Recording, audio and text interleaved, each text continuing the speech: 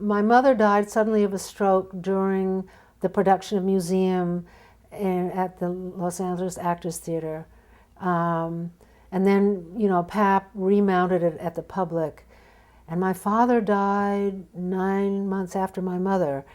So he never saw it, but he knew that it was being produced. I mean, they did see The Nest, where Jill Clayburgh took off all her clothes. And before the reviews came out, they loved it because they loved the delirium of it, and they were thrilled. And then the reviews came out, which were, toxic.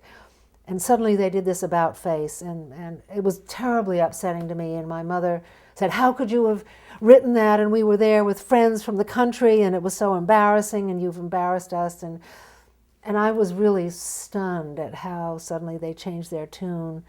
And it made a huge impression on me. And they say that all art is revenge in some way. And I suppose partly because of that reaction that so much of, in fact, I did come from a very high-powered household, but I never was very successful. I was a bad student. I was dreamy. I did terribly on the college boards. I didn't do well in school. I was just sort of this lost soul wandering around, and I didn't achieve very much. So I think that the writing of the plays became a way for me to find a safe haven, to invent another world where I could exercise my fancy and be safe and not have people laugh at me or judge me, so that writing became a real refuge. And also, was able to sort of fulfill my clown side. Well, it's funny, people ask, how would my parents have reacted to painting churches?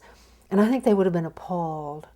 They would have been appalled, my father particularly, to see any sort of mimicking of him, of a man like him, losing control, and of losing his wits, and of soiling himself, and of being lost, and the fight between Fanny and Gardner, or I should say the fight when Fanny and Gardner are packing up their belongings, and they have that fight with Mags.